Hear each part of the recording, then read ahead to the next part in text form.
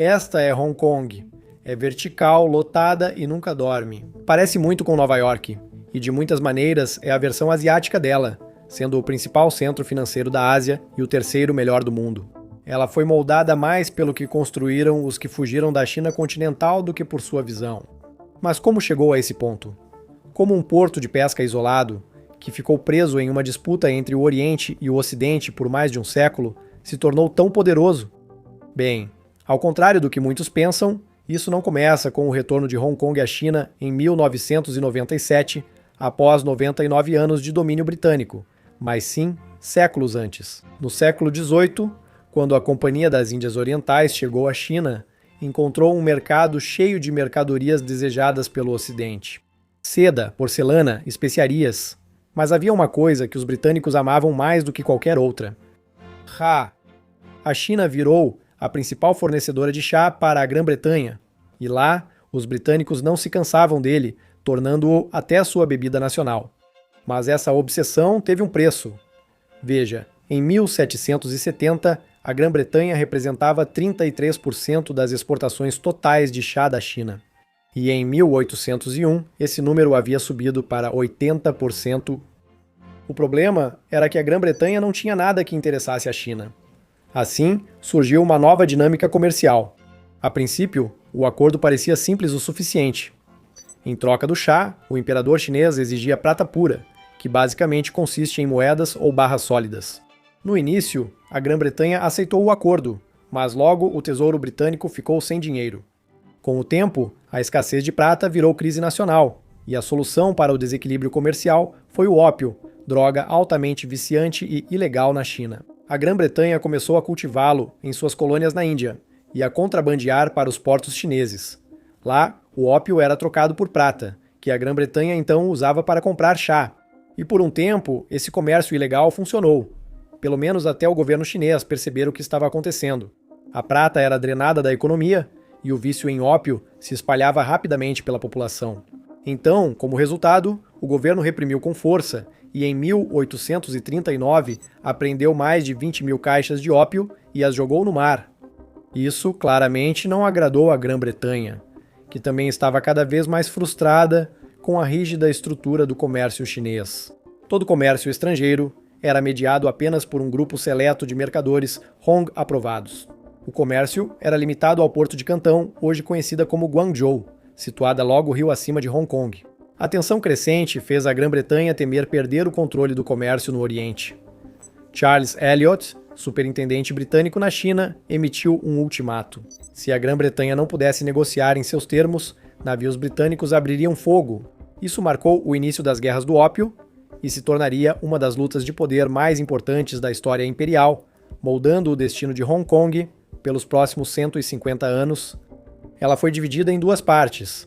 A Primeira Guerra do Ópio terminou em 1842, com uma vitória britânica e a assinatura do Tratado de Nanquim. No acordo, a China cedeu a Ilha Rochosa de Hong Kong à Grã-Bretanha, liberou o comércio com qualquer comerciante e pagou indenizações pelo ópio destruído. Mas a Grã-Bretanha ainda não estava satisfeita. É que eles queriam legalizar o comércio de ópio e ter acesso absolutamente irrestrito a todos os mercados chineses. Então, em 1856, a Segunda Guerra do Ópio estourou e, mais uma vez, a China foi derrotada. Desta vez, o Tratado de Tianjin concedeu à Grã-Bretanha ainda mais terras, incluindo a área ao norte da ilha de Hong Kong, conhecida como Kowloon. A terra podia ser montanhosa, com muito pouco terreno plano para desenvolvimento, mas o Porto de Vitória era perfeito. Tinha um porto profundo e protegido, ligado às rotas comerciais chinesas pelo Rio das Pérolas. Para os britânicos, era um acesso seguro ao China continental, ponto estratégico para o comércio asiático e base de projeção naval. Era um dos melhores portos naturais de toda a costa sul da China. A última expansão de Hong Kong britânica ocorreu em 1898. Essa foi a convenção para a extensão do território de Hong Kong, que arrendou ao Reino Unido as terras ao norte de Kowloon, hoje chamadas Novos Territórios, formando toda a atual Hong Kong. Mas nas letras miúdas do acordo havia um detalhe crucial. Eles só teriam o território por 99 anos. Agora, a partir daqui, é onde chegamos aos dois fatores que mudaram tudo para Hong Kong como cidade para sempre. O primeiro foi a Guerra Sino-Japonesa de 1937, frequentemente considerada o início da Segunda Guerra Mundial na Ásia. Milhares de refugiados chineses fugiram para Hong Kong, elevando a população de menos de 1 milhão para mais de 1.600.000 em apenas 4 anos. Mas então, em 8 de dezembro de 1940, e poucas horas após o ataque a Pearl Harbor, o Japão invadiu Hong Kong. Muitos cidadãos foram presos e a maioria tinha pouco acesso a comida e recursos. Quando os britânicos retornaram ao final da guerra, em agosto de 1945, a população havia sido reduzida para cerca de 600.000 pessoas. O segundo veio apenas 4 anos depois, com a Revolução Comunista em 1949. Com a violência e a agitação política no continente, muitos fugiram secretamente cruzando a fronteira para Hong Kong. No auge, até 100.000 refugiados chegavam a cada mês. Em 1951, a população havia explodido de 600.000 para 2,1 milhões. 2 ondas de imigração em massa, quase consecutivas, levaram Hong Kong ao seu limite. Havia simplesmente pessoas demais e terra de menos. Aqui as coisas ficam interessantes, pois esse boom populacional impulsionou sua transformação. Vou explicar. No início dos anos 1950, mais de 300.000 pessoas viviam em barracos improvisados nas colinas da ilha de Hong Kong e da península de Kowloon. Essas casas improvisadas, feitas de madeira, sucata de metal e qualquer outra coisa que encontrassem, eram uma solução temporária para a crise populacional, mas eram perigosas. Abrigos cheios, becos estreitos e chamas abertas deixavam os assentamentos muito vulneráveis a incêndios, mas os moradores não tinham para onde ir. Todos sabiam que a falta de terra era um desastre, até que um dia o problema meio que se resolveu sozinho. No dia de Natal de 1953, um balde de borracha derretida foi acidentalmente derrubado no assentamento de ocupantes ilegais de Shek Kip Mei. Em minutos, as chamas tomaram o labirinto de barracos. Ao fim do dia, 2 pessoas morreram e mais de 53.000 ficaram desabrigadas. Tudo havia desaparecido, o que significava que havia essencialmente uma folha em branco. E o governo decidiu que, se precisassem reconstruir as casas, então poderiam muito bem construí-las para cima. E foi o que fizeram. No ano seguinte, criou-se um departamento de reassentamento para substituir assentamentos irregulares por moradias permanentes lideradas pelo Estado. Isso marcou o início da cidade vertical. Torres de apartamentos padronizadas em formato de H, chamadas assim por seu desenho, viraram um modelo de habitação densa e de baixo custo. Esses blocos em H foram criados para construção rápida, eficiência administrativa e máximo aproveitamento do terreno, oferecendo abrigo básico a famílias de baixa renda, idosos, imigrantes entrando no mercado de trabalho. Eles eram essencialmente unidades de um cômodo empilhadas, bem simples, muitas vezes com corredores compartilhados e banheiros comunitários. A habitação pública virou não só resposta à crise, mas ferramenta essencial de planejamento, adaptada às pressões demográficas e limitações de espaço de Hong Kong. Com a infraestrutura pronta, a cidade pôde receber o influxo de pessoas como recurso econômico. Urbanistas viram chance de integrar o capital, habilidades e espírito empreendedor dos novos imigrantes ao tecido da cidade. Essa onda de imigração permitiu que Hong Kong evoluísse de porto comercial para potência manufatureira. Comparando com Nova York, onde décadas de imigração impulsionaram industrialização e finanças, os paralelos ficam claros. Hong Kong acolheu refugiados chineses do comunismo, assim como Nova York recebeu pessoas fugindo de guerras e atrocidades europeias.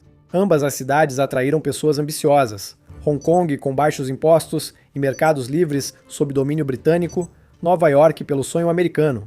Veja, os planejadores britânicos projetaram Hong Kong para ser um motor de comércio, não uma colônia de povoamento tradicional, mas um centro de comércio, capital e negócios. Eles adotaram políticas de interferência mínima, como mercados livres, impostos baixos e pouca regulamentação. Isso criou uma economia laissez-faire, um capitalismo sem intervenção, alinhado às ambições comerciais imperiais britânicas. Claro, com o passar do tempo, Hong Kong se modernizou bastante. Porém, ao analisarmos a ascensão de Singapura, Coreia do Sul e Taiwan, os outros 3 dos 4 tigres asiáticos, conhecidos pelo crescimento agressivo, Hong Kong não seguiu o mesmo modelo. Diferente dos demais, Hong Kong não seguiu uma estratégia estatal para o desenvolvimento industrial, sendo visto como um caso clássico de laissez-faire, baixos impostos, sem controles de capital e quase nenhuma dívida governamental. Mas a realidade era muito mais complicada. De 1951 a 1971, o secretário financeiro de Hong Kong, John Cowperthwaite, defendeu uma política conhecida como não intervencionismo positivo. A crença de que tentar direcionar ou planejar uma economia aberta muitas vezes faz mais mal do que bem. A decisão foi deixar as forças de mercado liderarem, guiando a cidade com investimentos direcionados em habitação, infraestrutura e educação. Foi uma abordagem ousada e funcionou. Em 1950, a renda per capita de Hong Kong era menos de 30% da do Reino Unido, mas em 1997 já havia alcançado o mesmo nível. Hoje, é cerca de 40% maior, no mesmo nível dos Estados Unidos e da Suíça. Apesar de todas as suas diferenças, Hong Kong ainda se destacou como um centro financeiro global, frequentemente competindo diretamente com Singapura em uma rivalidade que continua até hoje pelo título de capital financeira da Ásia. Em 1965, 29 bancos estrangeiros já haviam aberto filiais em Hong Kong, incluindo grandes nomes como HSBC e Standard Chartered, além de 8 filiais de bancos estatais chineses. No final do século XX, era o 7º maior porto do mundo, ficando atrás apenas de Nova York e Roterdã em termos de movimentação de contêineres. Foi nesse período que fez mais progresso, a estabilidade se tornou prioridade e em 1983 o governo atrelou o dólar de Hong Kong ao dólar americano. O câmbio fixo trouxe tranquilidade às empresas, confiança aos investidores e tornou-se a base da identidade econômica de Hong Kong. Hoje, sua bolsa de valores é a 5ª maior do mundo, com uma capitalização de mercado de mais de 6 trilhões de dólares americanos. Outra parte importante disso foi que, em 1973, os primeiros arranha-céus modernos começaram a surgir no distrito central de Hong Kong, o coração pulsante da cidade. Isso deu a Hong Kong a aparência e a atmosfera de um centro financeiro global. E se você comparasse com Nova York no início do século XX, com seu rápido crescimento vertical em Manhattan, a lógica era semelhante. A Wall Street logo se destacou como centro financeiro da cidade, enquanto arranha-céus, como o edifício JP Morgan Co., de 1914, criaram um horizonte que simboliza o setor financeiro global. Hoje, Hong Kong tem mais arranha-céus do que qualquer cidade do mundo, com mais de 550 prédios com mais de 150 metros de altura, enquanto Nova York tem apenas 320. Apesar da liberdade financeira, Hong Kong era um lugar emprestado vivendo em tempo emprestado. No início dos anos 1980, cresceram as preocupações sobre o futuro de Hong Kong com a proximidade do fim do Acordo dos Novos Territórios em 1997. Incorporadores temiam a renovação dos contratos, enquanto investidores receavam que a incerteza política afetasse a confiança do mercado. Os banqueiros duvidavam se poderiam dar empréstimos longos com a situação legal da cidade incerta. Era preciso agir para acalmar os mercados. Em 1984, a primeira-ministra britânica Margaret Thatcher e o primeiro-ministro chinês Zhao Ziyang assinaram a Declaração Conjunta Sino-Britânica.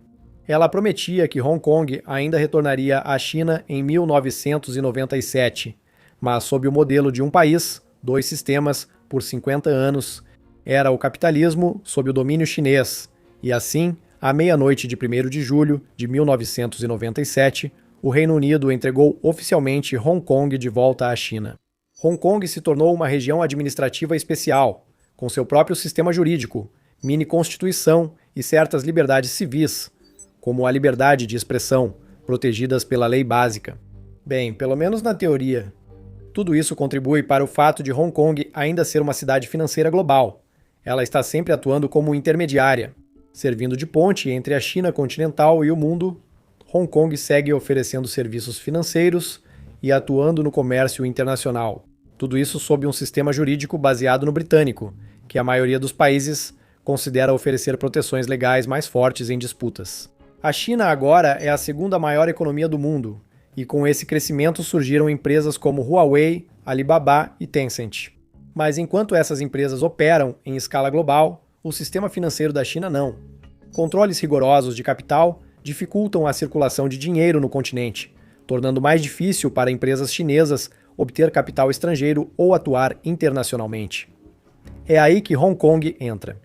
Com sistema financeiro e jurídico próprio, Hong Kong é a porta de entrada da China para mercados globais, permitindo que empresas chinesas captem recursos e façam negócios internacionais sem abrir o sistema financeiro do continente. Por fim, não se pode falar do desenvolvimento moderno de Hong Kong sem citar a perda de sua autonomia política. Veja, desde a transferência de soberania em 1997, a promessa de um país, 2 sistemas deveria garantir a Hong Kong seu próprio sistema jurídico e econômico, separado da China continental. E por um tempo, a vida parecia continuar mais ou menos como prometido, mas isso logo começou a mudar. Em 2014, Pequim declarou que candidatos ao principal cargo de Hong Kong precisariam de aprovação prévia do governo central. A decisão deu início ao movimento dos guarda-chuvas. Milhares de manifestantes, muitos estudantes, foram às ruas exigindo verdadeira reforma democrática. Eles usaram guarda-chuvas para se proteger do gás lacrimogênio da polícia, e o símbolo pegou. Então, em 2019, tudo chegou ao auge. Um projeto de lei de extradição proposto permitiria que suspeitos criminais em Hong Kong fossem extraditados para a China continental, aumentando os temores de que as pessoas pudessem ser julgadas em um sistema judicial controlado pelo Partido Comunista. Para muitos, isso marcou o fim da independência judicial e, com ela, da autonomia de Hong Kong. Mais de 2 milhões de pessoas tomaram as ruas naquele que se tornou o maior protesto da história da cidade. Mas, é claro, a polícia nunca confirmou esse número. Em 2020, uma nova lei de segurança nacional foi imposta a Hong Kong, remodelando drasticamente a relação da cidade com a comunidade internacional. A lei criminaliza esses 4 principais tipos de atividade. Cada um desses crimes prevê uma pena máxima de prisão perpétua. Como resultado, a vantagem comparativa de Hong Kong na Ásia, sua singularidade jurídica, autonomia e confiança global deixaram de parecer garantidas. Por 25 anos consecutivos, de 1995 a 2019, Hong Kong foi classificada como a economia mais livre do mundo pelo Índice de Liberdade Econômica. Mas agora essa era havia acabado. Investidores e empresas estrangeiras passaram a buscar alternativas, focando no principal rival de Hong Kong, Singapura. Bancos e consultorias transferiram funcionários para lá para lidar com trabalhos politicamente sensíveis, como avaliar a economia da China continental. Considerada mais estável, previsível e neutra, Singapura logo virou a alternativa preferida diante da incerteza em Hong Kong. Após a Lei de Segurança Nacional, os Estados Unidos anunciaram que não reconheceriam mais Hong Kong como território aduaneiro separado. O Reino Unido, o Canadá, a Austrália e vários outros países seguiram o exemplo e suspenderam com sucesso os acordos tarifários preferenciais relevantes com Hong Kong. A outra parte disso são suas garantias financeiras. Esses fatores diferenciavam Hong Kong, mas com o aumento da instabilidade política, sua autonomia financeira também foi erodida. Vou explicar. Em 2022, pela primeira vez, em pelo menos 3 décadas, as empresas chinesas do continente com sedes regionais em Hong Kong superaram as americanas, e essa diferença só aumentou em 2023.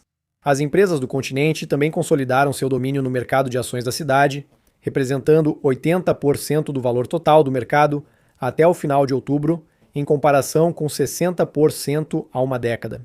Como resultado, Hong Kong está ficando menos global e mais chinesa. Há uma cultura de incerteza sobre seu futuro, refletida também na atmosfera da cidade. Cidade de 7,5 milhões de habitantes, com pouca terra disponível para desenvolvimento. Alguns distritos chegaram a ter até 90 mil pessoas por milha quadrada, o que é mais de 30% mais denso do que Manhattan. A sensação é de viver empilhado uns sobre os outros. Some os imóveis mais caros do mundo e a pressão é difícil de ignorar. Tudo isso permitiu que Hong Kong continuasse como o principal centro financeiro da Ásia, um feito extraordinário dadas as circunstâncias. Assim como Nova York é para a América do Norte e Londres para a Europa, Hong Kong é para a Ásia, e mesmo com rivais regionais como Singapura crescendo com inovação e tecnologia, Hong Kong ainda lidera em finanças, comércio e conectividade global. Mas com o futuro ainda incerto, até quando Hong Kong conseguirá manter esse título? Vamos esperar para ver. Obrigado por assistir